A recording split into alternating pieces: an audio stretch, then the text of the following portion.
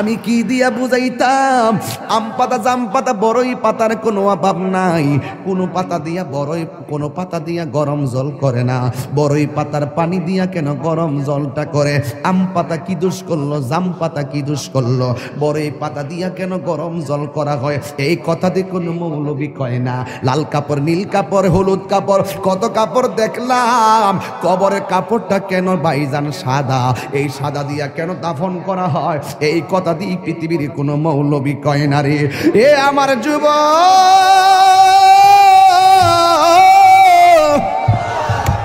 কি দিয়া বুঝাবো কবরটা কেমন ডেঞ্জারাস? কি দিয়া বুঝাবো মরণটা কত কঠিন? কি দিয়া বুঝাবো তাহিরের একটা দিন চলে যাওয়া মানে হলো আমার জীবন থেকে চিরদিনের জন্য দিনটা চলে গেছে। কোটি টাকা দিয়েও এই ঘন্টার সময়টা আনতে পারতাম না।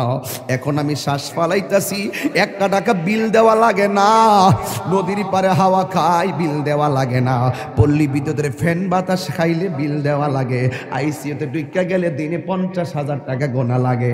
আমার আল্লাহ যে কত নিয়ামতের বাতাস আমরা ঢুকাইতাছে, বাইরে কইরাইতাছে, 1 টাকা বিল নেই না। আল্লাহ কয় বিল লাগতো না, শুধুমাত্র তোরা 5 বার আইসা কপালটারে মাটির মধ্যে লাগাইয়া দিবি। সুবহান রাব্বিয়াল আলা বলবি। দুনিয়ার মালিকের ডিউটি 20 দিন না করলে 20 দিনের বেতন কাটা। আর আমার আল্লাহ তোরে হাজিরা দিছে দৈনিক 5 বার। 1 মাসও হাজিরা দেও না, 2 মাসও দেও না, মাঝে মাঝে সিটারি হাজিরা দাও। কিন্তু আমার আল্লাহ ইচ্ছা করলে তোমার গলার মধ্যে কাটা লাগাইয়া আমার আল্লাহ রিজিকটারে বন্ধ করে দিতে পারে। এরপরও আমার আল্লাহ রিজিক বন্ধ করে না কেন জানো নি? কারণ হলো আমার আল্লাহ কয় আমি আল্লাহ তোরে মায়া কইরা বানাইছি, মায়া লাগে। আপনি আল্লাহরে বলবেন আল্লাহ, আল্লাহ গো, আল্লাহ গো। এই দুনিয়ায় বিপদে পড়লে কত মানুষ তোরে সহযোগিতা করে, কিন্তু হাসরের ময়দানে কেউ কাউকে চাইবে না। আমার আল্লাহ জবানটারে বন্ধ কইরা আল্লাহ বই হাতের সাক্ষী হাত দিবে, পায়ের সাক্ষী পা দিবে। কিছু কিছু মানুষ আমল নামা নেওয়ার জন্য পাগল হয়ে যাবে। আল্লাহ এই আযাব আর সহ্য হয় না, তাড়াতাড়ি ওই তো জান্নাত দাও নাইলে জাহান্নাম দাও, তাড়াতাড়ি আমরা আমল নামা দাও। আল্লাহ বলবে ও ফেরেশতা, এ যখন তাড়াতাড়ি করে তার হাতটারে পেটের ভিতরে ঢুকাই দে। এবার বাম হাতটার পেটের ভিতরে ঢুকাইয়া এই হাতটারে পিছন দিক দিয়ে বাইর করবে। ওই বান্দা বলবে আল্লাহ তোমার কাছে আমল নামা চাইছি, তুমি কেন হাতটার পেটের ভিতরে এত কষ্ট করে ঢুকাইয়া দিলা? আমার তো নারী বুড়ি ছিঁড়া গেছে, এই হাতটারে পিছন দিক দিয়ে বাইর করলা। আল্লাহ বলবে তুই না আমল নামা চাইছস, তাহলে পিছন দিক দিয়ে তাকায়া দেখ। এবার ডাক দিয়ে বলবে আল্লাহ আমি তো তাকাইতাম পারি না, পিছনে কি দিছ আমি তো দেখি না। আল্লাহ বলবে ও ফেরেশতারা, ও কি আমল নামা দেখতে চায়, গাটটারে ভাঙ্গা দে। এবার গাটটা ভাঙ্গা পিছন দিক দিয়ে ফিরাইয়া দিব, তাকাইয়া দেখবো তার হাতের মধ্যে জাহান্নামের টিকিট। হায় রে, অনেক মানুষ আল্লাহর কাছে হাসরের মাঠে পানি চাইব, আল্লাহরে কইব আল্লাহ পানি পান করমু, পানি। আল্লাহ বলবে নাফরমানদের জন্য জাহান্নামের নিচ থেকে পুষ তুল, পুষ তুইলা দে পানি পান করার জন্য। জাহান্নামের নিচ থেকে পুষ তুলে দেওয়া হবে, ওই পুষগুলো তারা খাইতে থাকবে, সাথে সাথে জিহ্বাটা গলে পড়ে যাবে। আবার খাবার চাইবে, জাক্কুম নামক ফল দেওয়া হবে, গলার মধ্যে যাইয়া আগুনের কুণ্ডলিপি হয়ে যাবে। এই জন্যই তো মানুষের চেহারা দিয়া কাউরে আল্লাহ দোজখে দিবে না, এই জায়গার মধ্যে পশু পাখির চেহারা লাগাইয়া দোজখে দিবে। কারণ এই চেহারাটা হলো আল্লাহর কুদরতি রহস্য। কথা বলেন ঠিক কিনা? মানুষ হলো আল্লাহর রহস্য। ও যুবক, এই মানুষই আল্লাহ দুনিয়ার দিকে নিব, কত বাহানা কইরা নেয়। ইমানদারের রূহটা যেই মাত্র নিয়ে যাবে, আল্লাহ একটা ফেরেশতারে ডাক দিয়ে বলবে ফেরেশতা জান্নাত থেকে একটা সাদা কাপড় ল। একটা সাদা কাপড় লইব, সাদা কাপড় লইয়া বলবে ইমানদারের কাছে যাও। রূহটা আজরাইলে বের করার সাথে সাথে ওই রূহটারে তুমি কাফন দিয়া বাইন্ডিং কইরা ফেলাইবা। ও যুবক, এমন ভাবে রূহটারে বাইন্ডিং বাইন্ডিং করব, এমন ভাবে বাইন্ডিং কইরা আসমান দিকে উড়াইয়া লইয়া যাইব, দেখতেই তো বড় ভয় লাগে। এমন ভাবে বুঝি তাহিরিরে বাইন্ডিং করব, এমন ভাবে বুঝি আপনারে বাইন্ডিং করব, দেখলই তো কেমন জানে লাগে, দেখলেই তো কেমন জানে লাগে। এইভাবে বুঝি আমার বাইন্ডিং করব। আল্লাহ বলে আজরাইল, হো আজরাইল রুহুটা লো, আবার কো জান্নাতের ফেরেশতা আমার ইমানদারের রুহুটারে জান্নাতের সাদা কাপড় দিয়া বাইন্ডিং কইরা ফেলাইবি। এবার ফেরেশতা এসে বাইন্ডিং করে কইরা আসমানের দিকে একটা উড়াল মারে। এবার আসমানে যায়, প্রথম আকাশের ফেরেশতা কই, ও ফেরেশতা যাওয়ার সময় দেখছি তোমার কোনো গ্রাণ নাই, কিন্তু এখন কোথায় থেকে খুশবু আসতেছে? কই এটা হইলো কথার কথা বলতেছে আর কি, যদি বাড়ি উড়ার ইমানদার হয় এমনে বলবে এটা হইলো বাড়ি উড়ার ইমানদারের রুহু লইয়া যাইতেছি। সাথে সাথে প্রথম আকাশের ফেরেশতা এই রুহুটারে সালাম দিব। এবার দ্বিতীয় আসমানে গেলে সালাম দিব, তৃতীয় আকাশে গেলেও সালাম দিব, চতুর্থ আকাশে গেলেও সালাম দিব, পঞ্চম আকাশে গেলেও সালাম দিব, ষষ্ঠ আকাশে গেলেও সালাম দিব, সপ্তম আকাশে গেলেও সালাম দিব রে বাবা।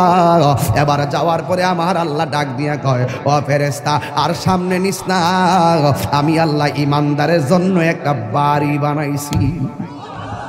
আর সামনে নিস না গো, আমি আল্লাহ একটা বাড়ি বানাইছি। ওই বাড়িটার নাম কি? বাড়ির নাম হলো, কোরআনের ভাষায় হলো ইল্লিন। এই রুহুটারে ইল্লিনে রাইখা দে। আর এই দিক দিয়া বাড়ি উড়ার এই আমার বাবার বডিটারে বাইন্ডিং করবার লাইগা বাড়ি উড়ার দোকান থেকে সাদা কাপড় আইনা বডিটারে বাইন্ডিং করলো। মানুষ আইব রে এক নজর দকিতে, মানুষ আইব রে। বিষয়টা দিছেন খুব কঠিন। মানুষ আইব রে এক নজর দেখিতে, মানুষ আইব রে। দেহ কাচার অচিন পাখি, দেহ কাচার ও চিন পাখি, উইরা যেদিন যাইব রে এক নজর দেখিতে, মানুষ আইব রে। জিহাদ HD media, the Islamic content creator. আমার যুবক ভাইরা, আমার মুরব্বী বাবাজিরা, আমি দেখতেছি অনেকে নগদ 1000 টাকা দিতেছে, অনেকে 500 টাকা দিতেছে, 100 টাকা দিতেছে, অনেকে 10 টাকা দিতেছে। আল্লাহ, এই মাহফিলে হাজার হাজার মানুষ যারা এই মাদ্রাসার জন্য টাকা দিয়ে দিতেছে, টাকা দেওয়ার প্রতিযোগিতায় মাঠে নেমে গেছে, আল্লাহ মেহেরবানি করে তুমি সবার দান গুলাকে তোমার দরবারে কবুল আর মঞ্জুর করে নাও। জোরে জোরে বলো না আমিন। আমার যুবক ভাইরা,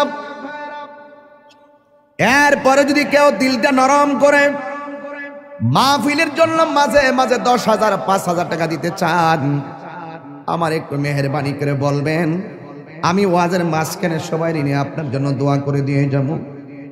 মা বোনদেরকে বলবো, মা এই মাদ্রাসার জন্য 1,000 টাকা হলো আপনি দিয়া দেন। আপনার 1,000 টাকা নিয়ে আমরা গর্ব কইরা মাঠে যাইয়া, মার্কেটে যাইয়া 2 বস্তা সিমেন্ট আইনা মাদ্রাসার কাজে লাগাইতে পারবো। একদিন আপনি থাকবেন না, এই টাকাগুলা একদিন মিজানের পাল্লাই কথা বলবে। এই দুনিয়ায় চিরদিন আমরা থাকবো না গো। ব্যাংকের মধ্যে টাকা আছে, এই টাকা দিতে চান না, ব্যবসার টাকা আছে দিতে চান না, কিন্তু একটা কথা মনে রাখবেন, মরণের কালে গেলে আপনার কবরের পা যাওয়ার আগে আগে মরণ আপনার সামনে আসবে। আপনার পাশে আপনার সন্তান বসে থাকবে, আপনার পাশে আপনার আপনজন বসে থাকবে, কিন্তু আপনার মরণের কষ্টের ভাগ আপনার সন্তান নিবে না। আপনার কবরে যদি আযাব হইব, এই কবরের আযাবের ভাগ আপনার সন্তান নিবে না, কিন্তু আপনার সন্তান ঠিকই আপনার ব্যাংকের টাকার ভাগ নেওয়ার জন্য কামড়া কামড়ি শুরু করবে। আপনার সন্তান জমিনের ভাগ নেওয়ার জন্য পাগল হয়ে যাবে, কিন্তু আপনার কবরের ভাগ আপনার সন্তান নিবে না। এই জন্য আল্লাহ রাব্বুল আলামিন বলেছেন, মিনহা খলাকনাকুম ওয়া ফিহা নুঈদুকুম ওয়া মিনহা নুখরিজুকুম তারাতান উখরা। এই তো আমি পেয়ে গেলাম, দেখছেন ওয়াজের ভিতরে উত্তরপাড়া সিদ্দিক মিয়া মাছ ব্যাপারী, তিনি দিয়া দিলেন মাদ্রাসার জন্য ৫,০০০ টাকা। এই ৫,০০০ টাকা আমার কাছে ৫ কোটি টাকা মনে হয়। এই টাকাগুলা মাদ্রাসার কাজে লেগে গেলে একদিন হয়তো সে কবরে চলে যাবে, এই সওয়াবটা তার কবরে ফ্লেক্সি হতে থাকবে। আল্লাহ আপনি তার দানটাকে কবুল আর মঞ্জুর করে নেন। সবাই জবানটা খুলে বলুন আমিন। আল্লাহ বলছেন, এই মাটি থেকেই তোমাকে সৃষ্টি করা হয়েছে, এই মাটিতেই তোমাকে দাফন করা হবে, এই মাটি থেকে তুমি একদিন হাসরের ময়দানে উঠবে।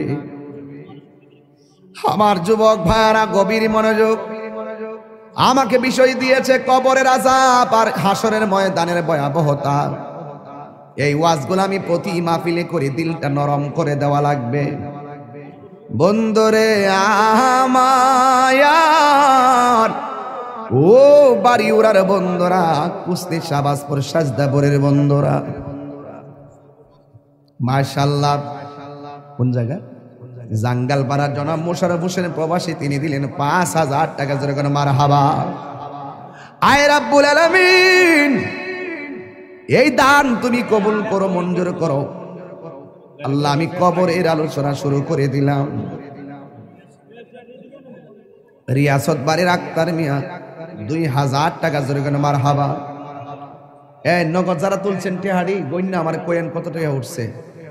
আপনারা কেডা কেডা টেহা দিচ্ছেন হাত তোলেন। নগদ কে কে দিচ্ছেন হাত তোলেন। মাশাআল্লাহ অনেকে দিছে, আলহামদুলিল্লাহ। আমার মনে হয় সবাই যদি অংশগ্রহণ করেন মিনিমাম ৩০-৪০ হাজার টাকা ওঠার কথা।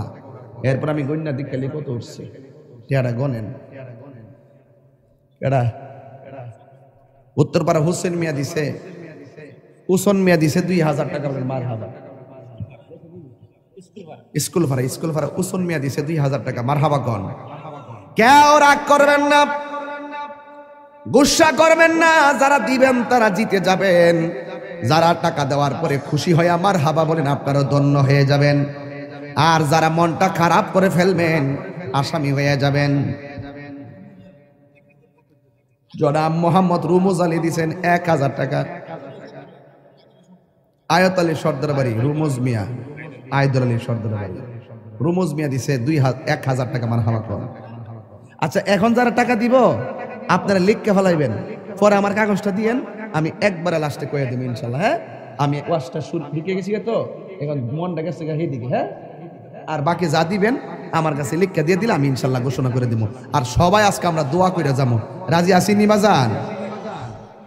আপনারা এখন বাড়ি উড়ার মানুষ, দিলটা নরম করে কন, আমাদের আসল বাড়ি কি বিল্ডিং না কবর?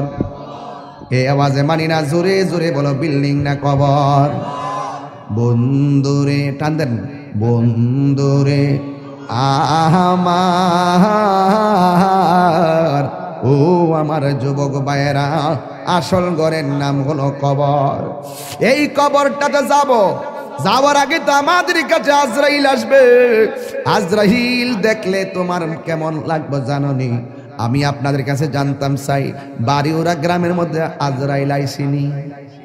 কথা কোন আইসিনি? দাদারে লয়া গেছে আজরাইল আইসা,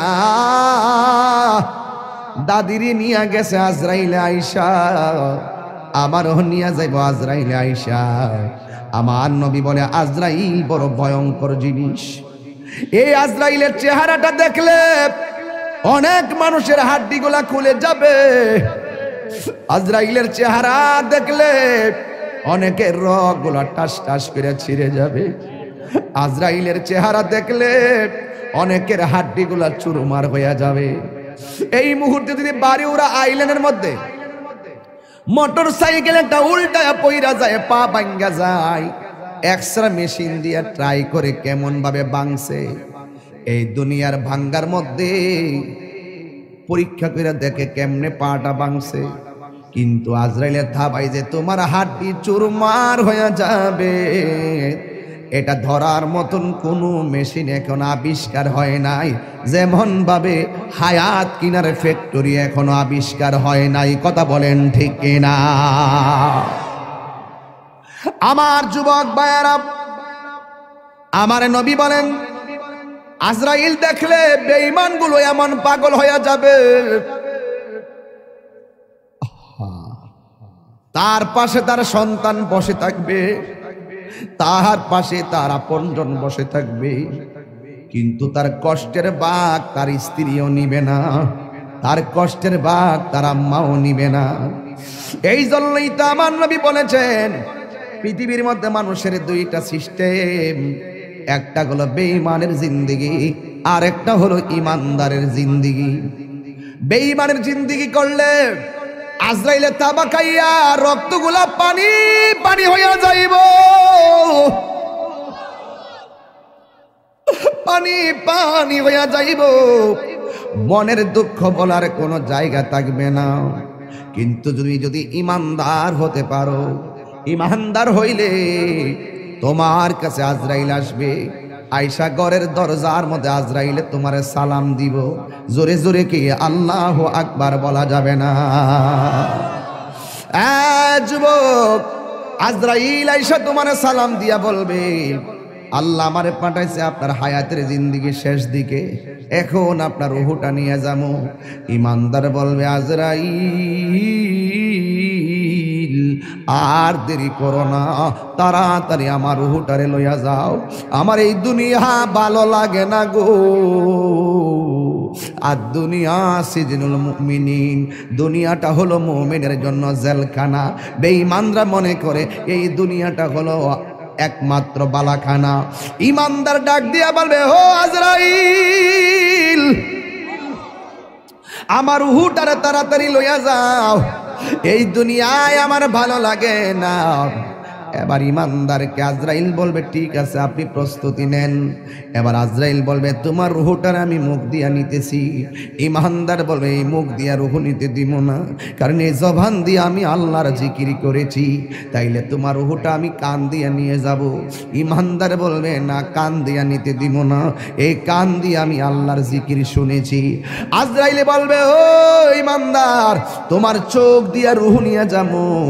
ইমানদার বলবে না না না না, এই চোখ দিয়ে আমার আল্লাহর কুদরত দেখে দেখে আমি আল্লাহরে গবেষণা করেছি, এই চোখ দিয়ে রূহ নিতে দিব না। আল্লাহ ডাক দিয়া বলবে আজরাইল, আজরাইল বলবে আল্লাহ তোমার প্রেমিকে মুখ দিয়া রূহ নিতে দেয় না, তোমার প্রেমিকে কান দিয়া রূহ নিতে দেয় না, তোমার প্রেমিকে চোখ দিয়া রূহ নিতে দেয় না। আমার আল্লাহ বলে আজরাইল,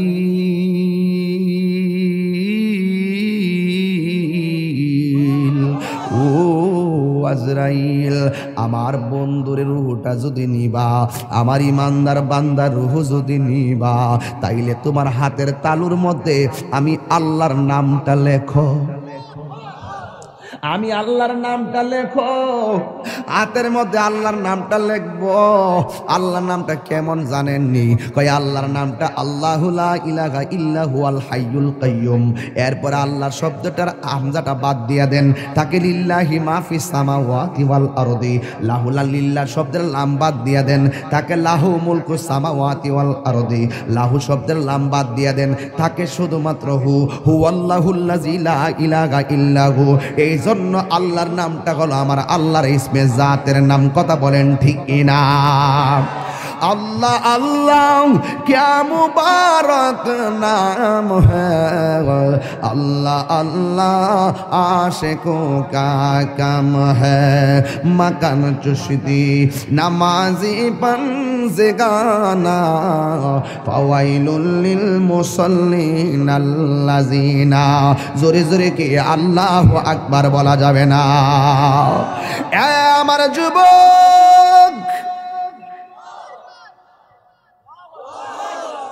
আজরাইল ইমানদার চোখের সামনে আল্লাহর নামটা যখন দেখবে, ওই ইমানদার আল্লাহর নামটা যখন দেখবে, সারা জীবন সে আল্লাহর নামে ফানা ছিল, সারা জীবন সে নবীর প্রেমে ফানা ছিল। ও যুবক রে, ইমানদার যখন শুইয়া শুইয়া আল্লাহর নামটা দেখব, তখন ইমানদার আল্লাহর নামের উপরে ফানা হইয়া যাবে। ও আমার দয়াল নামে এত গো মধু,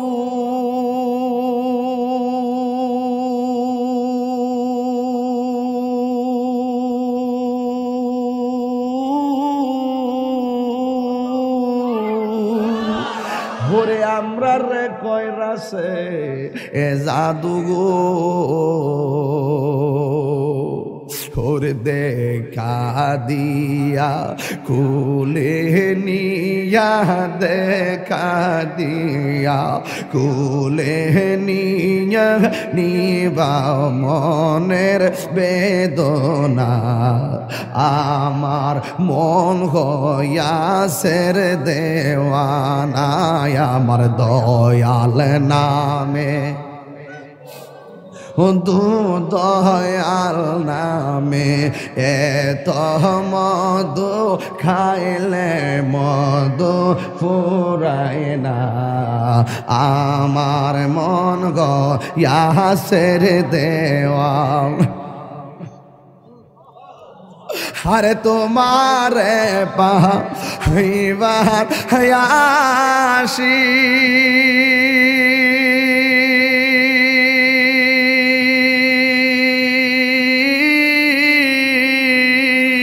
ঘুরতেছি কাঙালের বেশে গো, ওরে মরণ কালে দেখা দিয়া, মরণ কালে দিয়া নিবা ইয় যাত না, আমার মন হইয়াছের দেওয়া না, দয়ালে নামে এত মধু, দয়াল নামে খাইলে মধু ফুরায় না, আমার মন গয়াছের দেওয়া না, আমার মন গয়াছের দেওয়া না। একটা জবান বন্ধ রাখবেন না, জবানটা খুলে বলু সুবহানাল্লাহ। হে আমার বন্ধুরি, ও বাড়িওয়ালার বন্ধুরা, ও আমার মইনদের বন্ধুরা, ও আমার সাজদাপুরের বাবা, কুস্তির বাবা, বুড্ডার বাবা, যত জায়গা থেকে আসছে রে বাবা, ও মল্লেশ্বরের বাবা, আমার আল্লাহ বলে আজরাইল তোমার হাতের তালুর মধ্যে আমি আল্লাহর নামটা লেখো, আল্লাহর নামটা দেখে ইমানদার আল্লাহর নামে ফানা হইয়া যাবে। এই সুযোগে আজরাইলে ইমানদারের রুহটার সার্জারি কইরা লইয়া যাইব। ইমারে বাবা ছোট বাচ্চা মায়ের স্তন থেকে দুধ পান কইরা যেমনে ঘুমায়া গেলে টের পায় না, ইমানদার বাড়ি ওরা ভাঙ্গা ঘরে এমন ভাবে ঘুমায়া যাইব যারা পরিমাণ কোনো টের পাবে না। আর জোরে জোরে কন্যা আল্লাহু আকবার। এই জন্য আমার যুবক আল্লাহ কয় মাটি থেকে তোরে বানাইলাম, এই মাটিতেই তোরে দাফন করা হবে। আপনি চলে গেলেন, আপনাকে বড়ই পাতার গরম জল দিয়া গোসল করাইতেছে। কেহ লইল আতর লোবান, কেহ লইল জল। আমি কি দিয়া বুঝাইতাম? আম পাতা, জাম পাতা, বড়ই পাতার কোনো অভাব নাই। কোনো পাতা দিয়া বড়ই, কোনো পাতা দিয়া গরম জল করে না। বড়ই পাতার পানি দিয়া কেন গরম জলটা করে? আম পাতা কি দোষ করলো? জাম পাতা কি দোষ করলো? বড়ই পাতা দিয়া কেন গরম জল করা হয়? এই কথা দিয়ে কোনো মৌলবি কয় না। লাল কাপড়, নীল কাপড়, হলুদ কাপড়, কত কাপড় দেখলাম। কবরের কাপড়টা কেন ভাইজান সাদা? এই সাদা দিয়া কেন দাফন করা হয়? এই কথা দিয়ে পৃথিবীর কোনো মৌলবি কয় না রে। এ আমার যুবক,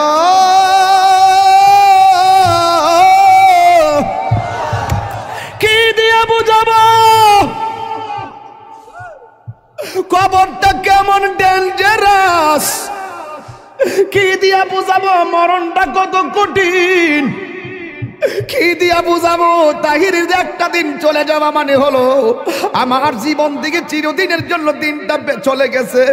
কোটি টাকা দিয়েও এই ঘন্টার সময়টা আনতে পারতাম না। এখন আমি শ্বাস ফালাইতাছি, একটা টাকা বিল দেওয়া লাগে না, নদীর পারে হাওয়া খাই বিল দেওয়া লাগে না, পল্লী বিদ্যুতের ফ্যান বাতাস খাইলে বিল দেওয়া লাগে, আইসিইউতে ঢুইকা গেলে দিনে 50,000 টাকা গোনা লাগে। আমার আল্লাহ যে কত নিয়ামতের বাতাস আমরা ঢুকাইতাছে বাইরে কইরাইতাছে, একটা টাকা বিল নেই না।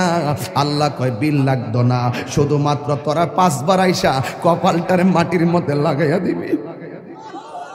সুবহান রাব্বিয়াল আলা বলবি। দুনিয়ার মালিকের ডিউটি 20 দিন না করলে 20 দিনের বেতন কাটা, আর আমার আল্লাহ তোরে হাজিরা দিছে দৈনিক 5 বার। 1 মাসও হাজিরা দেও না, 2 মাসও দেও না, মাঝে মাঝে সিটারি হাজিরা দাও, কিন্তু আমার আল্লাহ ইচ্ছা করলে তোমার গলার মধ্যে কাটা লাগাইয়া আমার আল্লাহ রিজিকটারে বন্ধ কইরা দিতে পারে। এরপরও আমার আল্লাহ রিজিক বন্ধ করে না কেন জানো নি? কারণ হলো আমার আল্লাহ কয় আমি আল্লাহ তোরে মায়া কইরা বানাইছি, মায়া লাগে। আল্লাহ ডাক দিয়ে কয় আল্লাযী خلقك فسواك فعدلك في أي سورة ما شاء ركبك। আমার আল্লাহ তোরে সুন্দর নমুনায় বানাইছি, এই জন্য আমার আল্লাহকে খলাকতু বিয়াদাইয়া, আল্লাহ এই চেহারাটারে নিজের হাতে বানাইছে। আল্লাহ বলে মিনহা খলাকনাকুম, আমি এই মাটি থেকে তোরে বানাইছি, মানে আদম রে বানাইছে।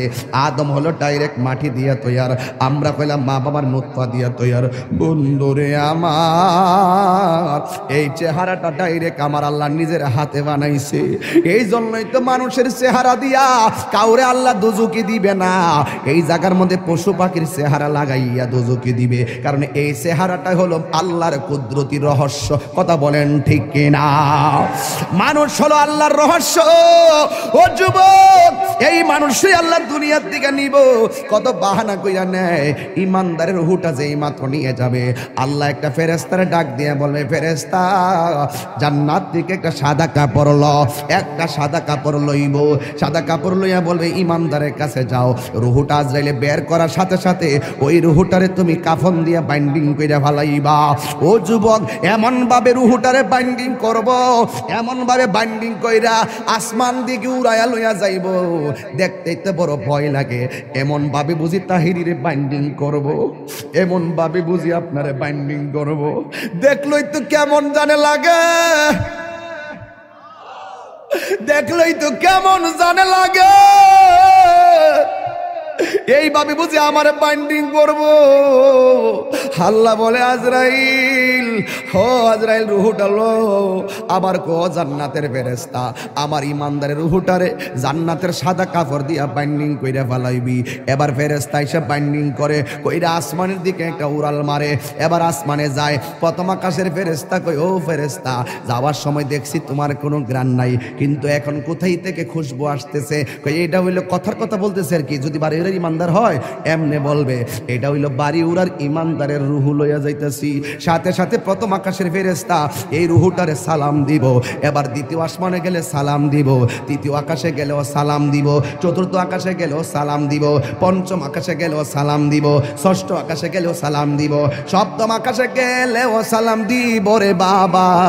এবার যাওয়ার পরে আমার আল্লাহ ডাক দিয়া কয়, ও ফেরেশতা আর সামনে নিস না, আমি আল্লাহ ইমানদারের জন্য একটা বাড়ি বানাইছি। আর সামনে নিস না গো, আমি আল্লাহ একটা বাড়ি বানাইছি। ওই বাড়িটার নাম কি? বাড়ির নাম হলো কোরআনের ভাষায় হলো ইল্লিন। এই রুহুটারে ইল্লিনে রাইখা দে, আর এই দিক দিয়া বাড়ি উড়ার এই আমার বাবার বডিটারে বাইন্ডিং করবার লাইগা বাড়ি উড়ার দোকান থেকে সাদা কাপড় আইনা বডিটারে বাইন্ডিং করলো। মানুষ আইব রে এক নজর দকিতে, মানুষ আইব রে। বিষয়টা দিছেন খুব কঠিন। মানুষ আইব রে এক নজর দেখিতে মানুষ আইব রে, দেহ কাচার অচিন পাখি, দেহ কাচার অচিন পাখি, উইরা যেদিন যাইব রে, এক নজর দেখিতে মানুষ আইব রে। এইভাবে আপনার বডিটারে দেখবার লাগে কত মানুষ আইব, আয়া আয়া দৌড়ায় দৌড়ে আবার যাইব গা, কয় বাজার আছে, আমার কাজ আছে, কয়া কয়া দৌড়ায় দৌড়ে যাইব গা। কিসের তোর বন্ধু? ফেসবুকের বন্ধু। এই বন্ধু তোরে দেখার জন্য একটা মিনিটের জন্য আইব, আয়া কোনো রকমে দেখে আবার বন্ধু তোরে ফালাইয়া যাইব গা। কিসের তোমার বন্ধু? তাই কয়েকটা মিনিটের জন্য জানাজার ময়দানে যাইব, ভালো করে মাটিও দিবে না, কয়েক ক্রিকেট খেলা আছে, এই কথা বইলা বন্ধু চলে যাবে। তার মানে বোঝা গেল এই দুনিয়ার বন্ধু তোমার কবরের আপন না, যিনি কবরে আপন হবে তিনি আছে শাহে মদিনা। কথা বলেন ঠিক কিনা? হাত তুলে বলো ঠিক কিনা বলো। আমার নবী কবর আসার ক্ষমতা আছে না?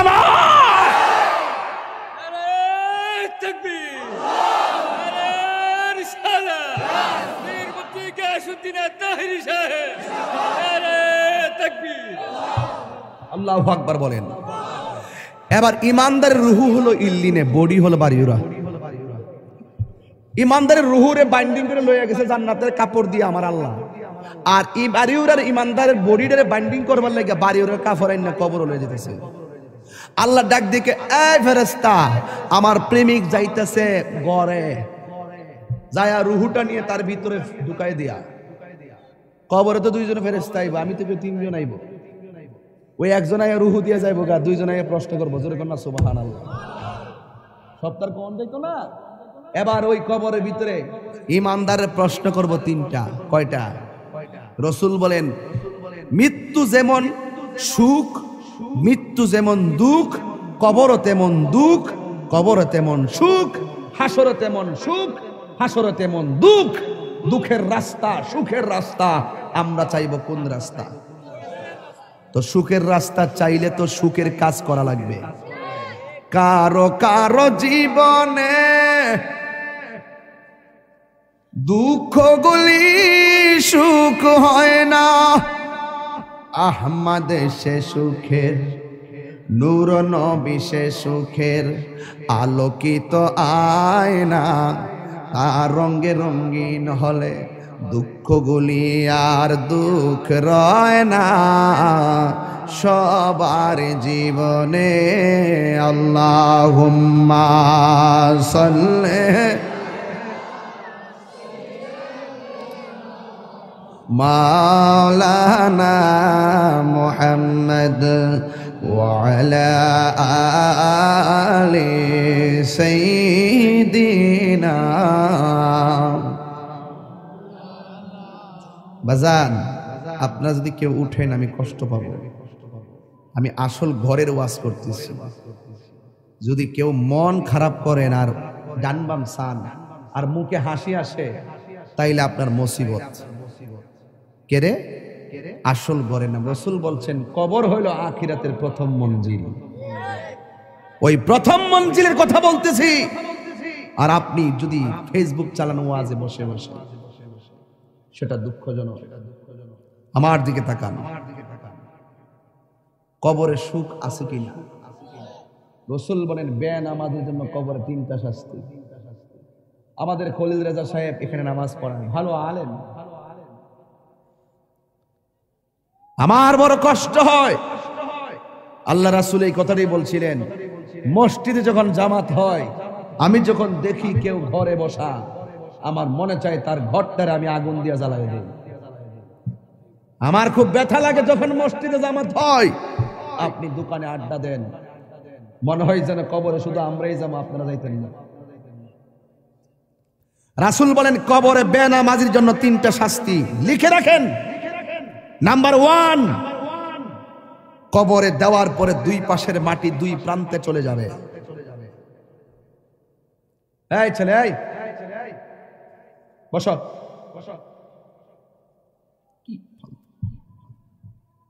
এই ছেলেরা, কবরে বেনামাজের জন্য কয়টা শাস্তি বলছি? আজকে থেকে পরিপূর্ণ মাদ্রাসা থেকে একটা হেদায়েতের বার্তা নিয়ে যাও। কয়টা শাস্তি বলছি ভাই? নাম্বার 1, কবরে লাশ দেওয়ার পরে দুই পাশের মাটি দুই প্রান্তে চলে যাবে। বলবেন এটা কিভাবে সম্ভব? দুই প্রান্তের মাটি দুই প্রান্তে যাবে কিভাবে? আজরাইলে কত বড় জানেন? যার মাথায় 7 সমুদ্র 13 নদীর পানি দিলেও 1 ফোঁটা পানি জমিনে পড়বে না। যার 1 মুষ্টি মাটি সমান সমান 70 মন। 1 মুষ্টি মাটি আদম রেজে বানাইছিল, 1 মুষ্টি উড়ে আইসা 1 মুষ্টি মাটি সমান সমান 40 মতান্তরে 70 মন।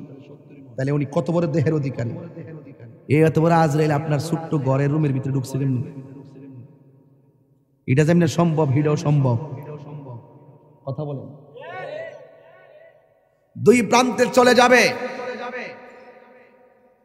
বেনামাজির জন্য কবরে 3টা শাস্তির একটা শাস্তি হলো দুই পাশের মাটিগুলো এসে তোমাকে এমন জোরে চাপা দিবে, ডান পাশের হাড্ডিগুলো বাম পাশের ভিতরে ঢুকে যাবে,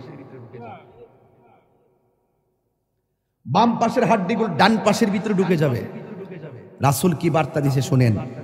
আল্লাহর হাবিব বলছেন ওই সময় সে একটা চিৎকার যে দিবে, এই কান্নার আওয়াজ যদি তার পরিবার পরিজন দুনিয়ার মানুষ শুনতো, তাহলে ওই মানুষটার কানের পর্দা ফেটে সাথে সাথে মারা যেত। আল্লাহ! বিকট আওয়াজ হবে। রাসূল বলেন এই আওয়াজ যদি পৃথিবীর কাহারও কানে লাগতো, তাহলে মানুষের পর্দা কানের পর্দা ফেটে মারা যেত। গরু ছাগল চতুষ্পদ জন্তু যারা, তারা কবরের আযাবের আওয়াজ শুনে। আপনি জানেন না তো, হাদিসের ভাষায় দেখেছি কবরের ভিতরে মানুষগুলা যে কান্নাকাটি করে, এত ভয়ঙ্কর হাউমাউ, ঝগড়া লাগলে বলছে না কাউ কাউ কি আওয়াজ হয়। আল্লাহ বাঁচাও, আর পারছি না, আল্লাহ তুমি বাঁচাও, আর আগুন সহ্য হয় না, সাপের দংশন সহ্য হয় না। মাঝে মাঝে দেখবেন গরু ছাগলগুলো ঘাস খায়, হুট করে দাঁড়ায় থাকে, হুট করে রশি ছিঁড়ে দূর মারে। কেন? ওরা কবরে আযাবের কান্নাকাটির আওয়াজ শুনে। এই কাউ মাউ যদি দুনিয়ার মানুষ শুনতো, রাসূলকে জিজ্ঞেস করে, রাসূল চতুষ্পদ জন্তু কথা বলতে পারে না, তারা কবরে আওয়াজ শুনে, মানুষ কেন শুনে না? রাসূল উত্তর দিলেন, মানুষ যদি কবরে আযাব শুনতো, তাইলে মানুষ দিন দরদ ছাইরা দিয়া মানুষ পাগল হইয়া হার্ট ফিল হইয়া মারা যেত। গভীর মনোযোগ। কবরের আলোচনা করতে বলেছেন, তাই সাইড লড়ব না। মাটি তোমাকে এমন ভাবে চাপা দিবে, কোটিপতি হইয়া কবরে দোহাই দিলে চলবে না আমি কোটিপতি ছিলাম। এই কবরের মাটি তোমাকে মাটির সঙ্গে মিশাবে, কিন্তু মরণ হবে না। আপনি আল্লাহকে বলবেন, আল্লাহ আর সহ্য হয় না, একবারে আমরা মাইরা ফালাও, হাড্ডিগুলো গোড়া হয়ে গেছে, আর সহ্য হয় না গো মালিক। এই হলো বেনামাজির কবরের মাটির আযাব। এখন বলবেন মাটি কেন চাপা দিব, তার রহস্য কি শুনে যান। এই মাটির উপরে চইল আল্লাহ কয় মিনহা খলাকনাকুম, এই মাটি দিয়ে তোমাকে সৃজন করা হয়েছে, ওয়া ফিহা নুঈদুকুম, এই মাটিতেই তোমাকে দাফন করা হবে। মাটি কেন চাপা দিবে জানোনি? এই মাটির উপরে চলে চলে তুমি আল্লাহর সঙ্গে নাফরমানি করেছো, এই জন্য মাটি তোমাকে চাপা দিয়ে মাটি প্রতিশোধ নিবে। এই জন্য যুবক, রাত্রে গুনাহ করতে গেলে খেয়াল কইরো কবর আযাবের কথা, উপেনে গুনাহ করতে গেলে আল্লাহর কথা চিন্তা কইরো। কেউ জানে না, একজন জানে সব কথা, জবানটা খুলে বলুন তিনি কে? বেনামাজির জন্য প্রথম শাস্তি হলো কবরের মাটির চাপ। এখন বলবেন হুজুর 2 নম্বর শাস্তি কি? 2 নম্বর শাস্তি হলো কবরে দেওয়ার পরে জাহান্নামের আগুনের একটা উত্তাপ দেওয়া হবে। এই উত্তাপটা দুনিয়ার আগুনের 70 গুণ বেশি তাপ হবে। আল্লাহরে বলবা, আল্লাহ আর সহ্য হয় না, বাঁচাও। কিন্তু ওই জায়গার মধ্যে আগুন নিভাবার কোনো ফায়ার সার্ভিস নাই। এই মুহূর্তে তাহিরের উপরে যদি আক্রমণ আসে, কিছু লোক হলেও আপনারা আমার পক্ষে কথা বলবেন। খলিল সাহেবের উপরে আক্রমণ আসলে কিছু লোক হলেও আপনারা কথা বলবেন। বাড়ি ওরা যদি একটা বংশের নাম কোনচান দিয়ে চেয়ারম্যান সাহেব, চেয়ারম্যান সাহেবের বাড়িতে যদি আগুন লাগে, বা আমার বাড়িতে আগুন লাগলে পাশের বাড়ির মানুষকে আগুন নিভাতে যাবে না ভাই? যাবে না? যাবে না?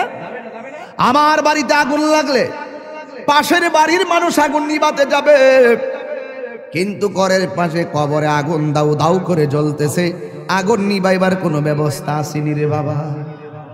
এই জন্য বেনামাজির কবরে আগুন ধরে দিবে, অবস্থা ভয়াবহ হবে। 3 নম্বর বেনামাজির কবরে 3 নম্বর শাস্তি হলো, বেনামাজির কবরে একটা সাপ ঢুকবে, যেই সাপের দাঁতগুলো হবে 70 গজ লম্বা, চোখগুলো হবে দুনিয়ার আগুনের চাইতে 70 গুণ লাল। ওই সাপটার মাথায় থাকবে মহিলাদের চুলের গোছার মতন চুল। ওই সাপের গায়ের মধ্যে দুর্গন্ধ থাকবে। আমরা একটা সাপের দুর্গন্ধ সহ্য করতে পারি না, নাকে ধরে যাই, লাশের গন্ধ সহ্য করতে পারি না, কিন্তু ওই সাপের গায়ের মধ্যে এমন দুর্গন্ধ থাকবে গো, এই সাপের দুর্গন্ধ যদি কাহারো নাকের মধ্যে লাগতো, ওই মানুষটা কলেরা হইয়া সাথে সাথে মারা যাইত। এমন দুর্গন্ধ সাপ কবরে ঢুকাইয়া দেওয়া হবে। ও তাহিরি হুজুর, এই সাপটা কতটুকু লম্বা? বুখারী শরীফের হাদিস খুললা দেখেন, এই সাপের দৈর্ঘ্য হলো 450 কিলোমিটার লম্বা। এমন বিষাক্ত সাপ তোমার পায়ের মধ্যে সুবল দিবে না, তোমার কপালের মধ্যে সুবল দিবে না। কারণ মানুষের বডির ভিতরে কোন দিক দিয়ে শয়তান মানুষের ভিতরে ঢুকে জানেননি? কান দিয়া ঢুকে না, নাক দিয়া ঢুকে না, চোখ দিয়া ঢুকে না, শয়তান মানুষের ভিতরে প্রবেশ করে নাভি দিয়া, নাভি দিয়া। এই জন্য ওই শয়তানের পাল্লাই পইরা যারা নামাজ চাইরা দিছো, ওই সাপটা তোমার নাভির মধ্যে এমন জোরে 70 গজ দাঁতটা বসাইয়া দিয়া বডিটারে আলাদা কইরা 70 গজ মাটির নিচে নিয়ে ঢুকাইয়া দিবে। আপনি বলবেন আল্লাহ আর সহ্য হই না গো। ও যুবক, পায়ে হাত দিয়া বইলা যায়, নামাজ ছাড়লে আল্লাহ বড় অসন্তুষ্টি হইয়া যায়। একদম মুসা নবীর কাছে একটা মহিলা আসলেন, আয়েশা বলতেছে, মুসা নবী গো, আমি এমন গুনাহ করছি, আল্লাহর কাছে 100 বার ক্ষমা চাইলে মনে হয় কেন জানে আল্লাহ ক্ষমা করবে না। আমি এত তওবা করি, চোখের পানি ফেলায়া কান্দি গো মুসা নবী। আপনারা আওয়াজ করে বলেন, মুসা নবী কি নরম নবী না গরম নবী? মুসা নবীর আয়েশা বলে, নবী গো, আমি এমন গুনাহ করছি আমার আল্লাহ ছাড়া কেউ জানে না, কিন্তু আমি এমন ভাবি আল্লাহর কাছে ক্ষমা চাই, কিন্তু আমার আল্লাহ ক্ষমা করবে কিনা আমি জানি না, কেন জানে মনে হয় আমার আল্লাহ আমাকে ক্ষমা করবে না। এবার মুসা নবী ডাক দিয়ে, ও পাগলনি, তুমি কি এমন গুনাহ করছো যে এই গুনাহের কারণে আল্লাহর কাছে তওবা করার পরও তোমাকে তওবাটা কবুল হবে কিনা তুমি মনে করতে পারো না? এবার মহিলা ডাক দিয়ে বলে, নবী গো, আপনি তো আল্লাহর সঙ্গে কথা বলেন, আপনি আল্লাহরে যাইয়া আমার নামটা ধরে কইবেন, আমি মহিলার দোয়া আল্লাহ কবুল করছেনি, আমার গুনাহগুলো আল্লাহ মাফ করছেনি। এবার মুসা নবী ডাক দিয়ে, মহিলা, তুমি কি এমন গুনাহ করছো যেই জন্য তোমার কথা আল্লাহর কাছে গিয়ে আমি তুলে ধরার জন্য বলেছ? এবার মহিলাটা ডাক দিয়ে বলে, নবী গো, আমি একটা অন্যায় করছি। কই কি অন্যায়? কই আমার বিয়ে হয় না, কিন্তু আমি একটা মানুষের সঙ্গে অবৈধ মেলামেশা করেছি, এরপরে আমি বুঝতে পারি নাই আমার পেটের মধ্যে একটা সন্তান চলে এসেছে। এখন মনে মনে ভাবলাম এই সন্তানটার আমি কি করব, কিন্তু মারার তো কোনো পদ্ধতি পাইলাম না। আমি একটা আস্তে আস্তে কোনো রকমভাবে কাপড় চোপড় দিয়া দিয়া চলাফেরা করি, মানুষকে আমি বুঝতে দেই না যে আমি হামেলা, এই জন্য আমি কোনো রকম ভাবে চলাফেরা করি, কাপড় চোপড় পরি যেন মানুষে না বুঝে। কিন্তু আমি এমন ভাবে দিন যত বাড়তে শুরু করলো, আমার শরীরটা ভারী হইতে শুরু করলো, শেষ পর্যন্ত যখন 6-7 মাস হলো, মানুষ আমারে দইরা ফেলাইব আমার অস্বাভাবিক অবস্থা দেখলে। এরপর আমি জঙ্গলে জঙ্গলে যায়া যায়া ঘুরছি যেন মানুষ আমারে ধরতে না পারে। ও নবী গো, নবী গো, নবী গো, আপনি জানেননি গো, আমি যখন দেখলাম 10 মাস 10 দিন হয়ে গেল, একদিন আমার পেটের ব্যথা উঠে গেল, মনে হয়েছে যেন আমার সন্তানটা হইব। কোনো দাইমারে ডাকলে শাস্তি হইয়া যাইব, কোনো দাইমারে ডাকলে সাক্ষী হইয়া যাইব, কোনো মহিলারে ডাকলে সাক্ষী হইয়া যাইব। এখন আমি কি করব? নিজে নিজেই প্রসব করাইছি আমার সন্তান, এখন আমি কি করব? এতদিন আমি পেট গোপন করছি, এখন আমি বাচ্চাটা গোপন করব কেমনে? এক তো আমি জিনা কইরা গুনাহ করলাম, 2 নম্বর সন্তান হইয়া গেছে, এখন আমি সন্তানটা লোক সমাজে লইয়া গেলে আমি কলঙ্কিনী হইয়া যাইব। মুসা নবী, আমি কি ভয়ঙ্কর গুনাহ করছি জানেননি? আমি জঙ্গলার ভিতরে বাচ্চাটা হওয়ার পরে জিন্দা সুন্দর একটা ফুটফুটে বাচ্চা, এই বাচ্চাটার আমি গলার চিপ দিয়া মাইরা ফেলাইছি। এই জন্য আমি জিনা কইরা গুনাহ করছি, এক অপরাধ। আমার পেটের মধ্যে বাচ্চা নিছি, আরেক অপরাধ। এই বাচ্চা হওয়ার পরে আমি গলার চিপ দিয়া মাইরা ফেলাইছি, এটা আমার অপরাধ। এবার মুসা নবী রেখা, ইয়া মুসা কালিমুল্লাহ, মাফ হইবনি গো, আমার গুনাহ মাফ হইবনি। মুসা নবী তো গরম নবী, মুসা নবী ডাক দিয়া কম বক্তার মহিলা, যাও যাও, এখান থেকে চলে যাও, এখান থেকে চলে যাও, এখান থেকে চলে যাও। ইন দি মিন টাইমে মহিলা ডাক দিয়া কয়, মুসা নবী গো, অনেক আশা ভরসা লইয়া আপনার কাছে আসছিলাম, আপনি আমারে তাড়াইয়া দিতেছেন, কিন্তু এখন আমি কি করব? এবার মুসা নবী কয়, না না, তুমি যে অন্যায় করছো তোমার কোনো ক্ষমা হওয়ার কথা না। এই মুহূর্তে আল্লাহ ডাক দিয়ে কয়, ও মুসা রে, ও মুসা, যে অপরাধটা তুমি বড় মনে করছো, এর চাইতে আরো বড় গুনাহ আছে, তুমি জানো নি? যেই গুনাহ করলে আমি আল্লাহ এর চাইতে আরো বেশি অসন্তুষ্টি হইয়া যায়। কয় কি? কয় যারা ইচ্ছা কইরা নামাজ চাইরা দে, ওই বান্দার উপরে আমি আল্লাহ এর চাইতে বেশি বেজার হইয়া যায়। এই জন্য যুবক, কবরের শাস্তি বড় ভয়ঙ্কর। নামাজের শাস্তি 3টা। 1 নম্বর কবরটা হয়ে যাবে সংকুচিত, 2 নম্বর কবরে সাপ আসবে, 3 নম্বর কবরে আগুন ধরাইয়া দেওয়া হবে। যদি তুমি ইমানদার হইতে পারো তাইলে তোমার কবরের মধ্যে আবার 3টা শান্তি। 1 নম্বর হইল তোমার কবরের ভিতরে আমার আল্লাহ জান্নাতের বিছানাটা পাঠাইয়া দিবে। 2 নম্বর হলো এই কবরে শোয়ার পরে ডান দিকে তুমি তাকাইলে একটা নূরের বাতি দেখতে পারবা। তুমি জিজ্ঞেস করবা, ও নূরের বাতি, তুমি কোথায় থেকে আমার কবরে আলো দাও? কই আমারে চিনো না, আমি হইলাম দুনিয়ার তোমার 5 ওয়াক্ত নামাজ আর নেক আমল। এবার ইমানদার বাম পাশে তাকাবে, তাকাইয়া দেখবে আর একটা নূরের বাতি দেখা যায়। ইমানদার বলে, তুমি কে গো? কই আমারে চিনো না, আমি হইলাম সেই আলো, আমার আল্লাহ আমারে পাঠাইছে। আমি সূর্যের আলো না, আমি চাঁদের কোনো আলো না। তুমি যে দুনিয়ায় কোরআন তেলাওয়াত করেছো, তোমার কোরআন তেলাওয়াতটা আমি আল্লাহ রাব্বুল আলামিন, আমি তেলাওয়াতটাকে আমার আল্লাহ তোমার কবরের ভিতরে আহাগু আলো বানায়া পাঠাইছে, তোমার কবরের অন্ধকার দূর কইরা দেওয়ার জন্য। জোরে জোরে কি আল্লাহু আকবার বলা যাবে না? তার মানে প্রমাণ হয়ে গেল, মৃত্যু যেমন দুঃখ আছে, মৃত্যু যেমন সুখ আছে, কবরও তেমন সুখ আছে, কবরও তোমার দুঃখ আছে। এই কবর থেকে তুমি একটা ময়দানে উঠবা, ওই ময়দানটার নাম হলো হাসরের ময়দান। জোরে জোরে কি আল্লাহু আকবার বলা যাবে না? ওই ময়দানে তুমি এমনি উঠবা না, উলঙ্গ অবস্থায় উঠতে হবে। আয়েশা সিদ্দিকা ডাক দিয়ে কয়, ইয়া রাসূলুল্লাহ, একটা আওয়াজ দিবেন যে আওয়াজটা মাহফিল আজকে হয় নাই। ইয়া রাসূল আল্লাহ নবী গো,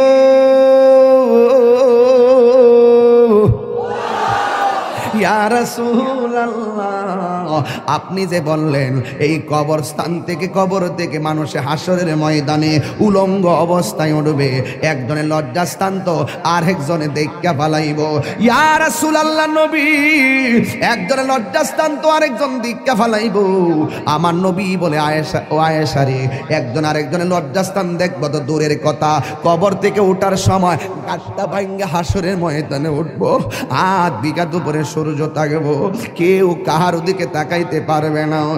বন্ধুরে আমার,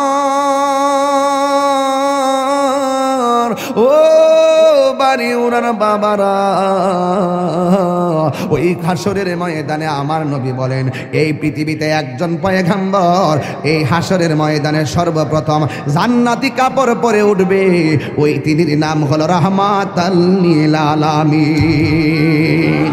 আর জোরে জোরে কন্যা আল্লাহু আকবার।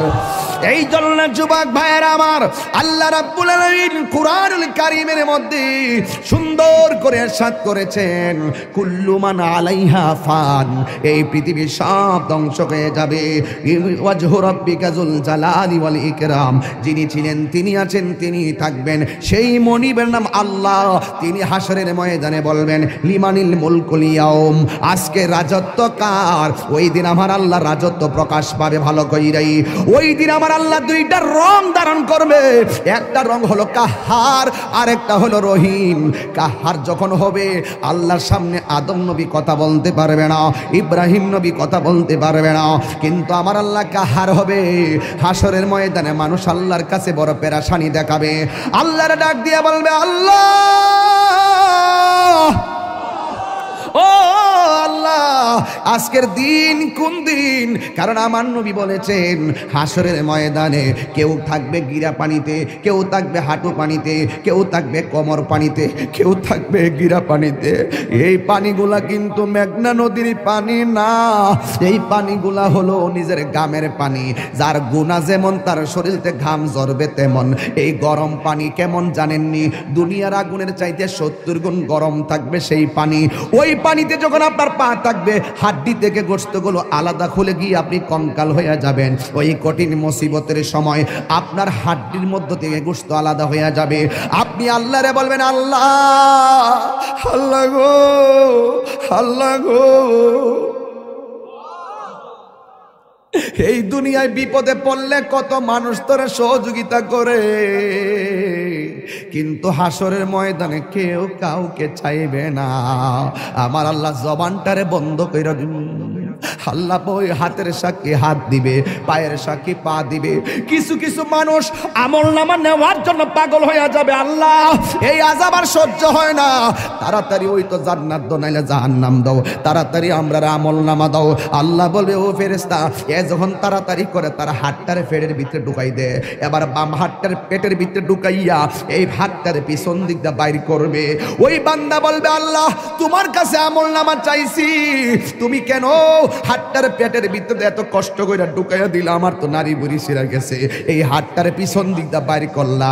আল্লাহ বলবে, তুই না আমল নামা চাইছস, তাহলে পিছন দিক দিয়ে তাকায়া দেখ। এবার ডাক দিয়ে বলবে, আল্লাহ আমি তো তাকাইতাম পারি না, পিছনে কি দিছ আমি তো দেখি না। আল্লাহ বলবে, ও ফেরেশতারা, ও আমল নামা দেখতে চায়, গাটটারে ভাঙ্গা দে। এবার গাটটা ভাঙ্গা পিছন দিক দিয়ে ফিরাইয়া দিব, তাকাইয়া দেখবো তার হাতের মধ্যে জাহান্নামের টিকিট। হায় রে, অনেক মানুষ আল্লাহর কাছে হাশরের মাঠে পানি চাইব, আল্লাহরে কইব, আল্লাহ পানি পান করমু, পানি। আল্লাহ বলবে, নাফরমানদের জন্য জাহান্নামের নিচ থেকে পুষ তুল, পুষ তুইলা দে পানি পান করার জন্য। জাহান্নামের নিচ থেকে পুষ তুলে দেওয়া হবে, ওই পুষগুলো তারা খাইতে থাকবে, সাথে সাথে জিহ্বাটা গলে পড়ে যাবে, আবার খাবার চাইবে, জাক্কুম নামক ফল দেওয়া হবে, গলার মধ্যে যাইয়া আগুনের কুণ্ডলিপি হয়ে যাবে। আল্লাহরে ডাক দিয়ে বলবো, আল্লাহ তোমারে কইছি একটু পানি দাও, এমন পানি দিলা। আবার কিছু বান্দা বলবে, আল্লাহ আমার আরো পানি দাও।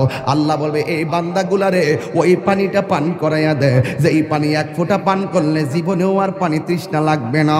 এবার তাদেরকে হাউজে কাউসারে পানি পান করানো হবে। ওই বান্দারা বলবে, আল্লাহ আমরা তোমার বান্দা, তারাও তোমার বান্দা, তারাও তুমি আমরা তোমার রব জানি, তারাও তোমার রব জানছে। আল্লাহ আমরা পাইলাম জাহান্নামের পুজোরে পানি, ওরা কেন পাইলো হাউজে কাউসারের পানি? আল্লাহ বলবে, ওরা কারা জানোসনি?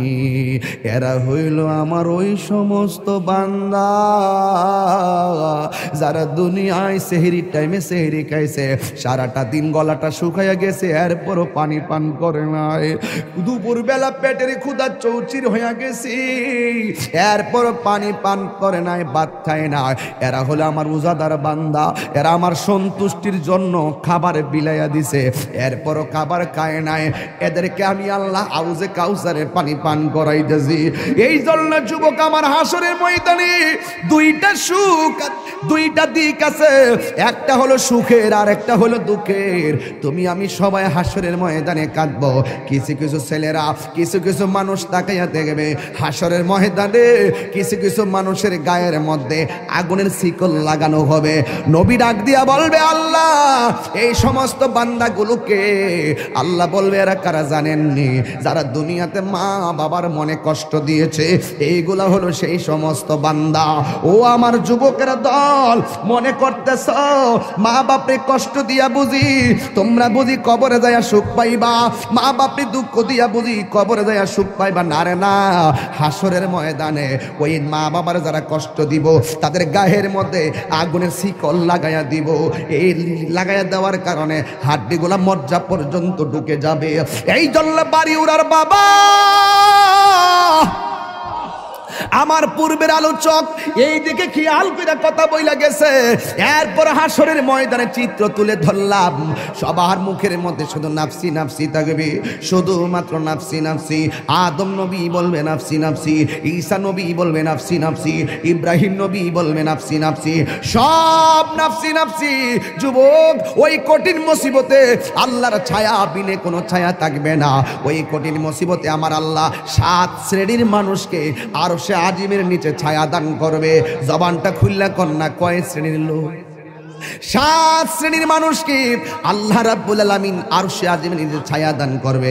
1 নম্বর হলো যারা ন্যায় বিচারক, 2 নম্বর হলো যৌবনে যার ইবাদত বেশি, 3 নম্বরে মসজিদ নামাজ আর জিকির যার বেশি, 4 নম্বরে যারা আল্লাহর ভয়ে কান্না করে, 5 নম্বরে যারা দান করে, 6 নম্বরে যারা আল্লাহর জন্যই কাউরে ভালোবাসে, 7 নম্বরে হলো তাদের সামনে গুনাহ আসছে কিন্তু আল্লাহর ডরে তারা গুনাহ করে নাই।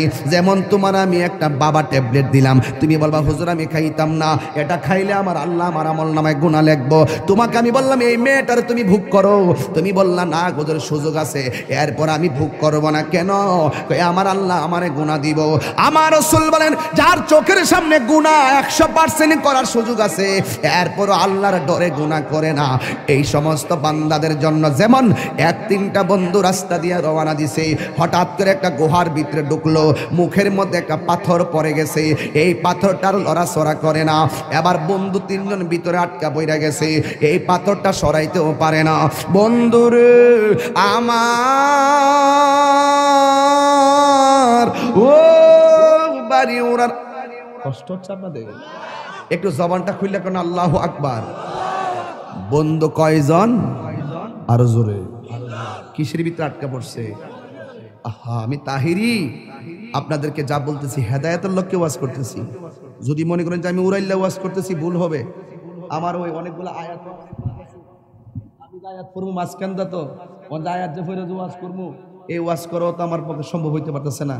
অনেকগুলো আয়াত আসছে যেগুলো নিয়ে আমি কথা বলাটা এখন পসিবল হচ্ছে না, সময়ও খুব বেঁধে দেওয়া সময়। তবে একটি কথা বলতে চাই, ওই গুহার ভিতরে যখন 3 জন ঢুকলো, ঢুকার পরে বলতেছে এখন কি করব, পাথর তো সরাতে পারি না, কি করব এখন? পাথরের ফাঁক নাই যে এই ফাঁক দিয়ে আমি কাউকে ডাক দিব, কেউ আসে আমাকে বাঁচাবে।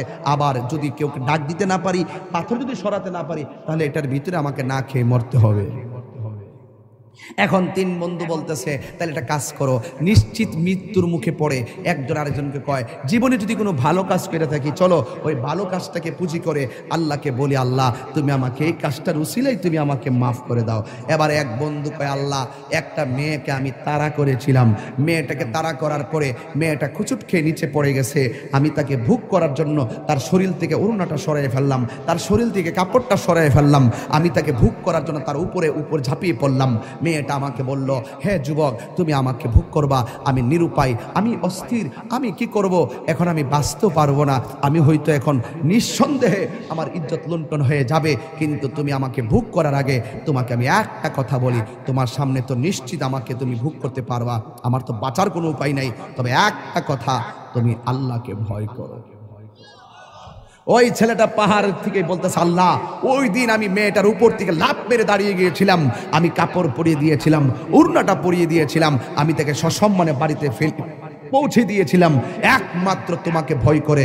নিশ্চিত পাপ কাজ থেকে আমি দূরে চলে এসেছিলাম শুধু তোমাকে ভয় করে। যদি সত্যিকার অর্থে তোমাকে ভয় করে থাকি তাহলে পাথরটা সরায় দাও। কথাটা বলতে দেরি, পাথরটা সরে গেছে।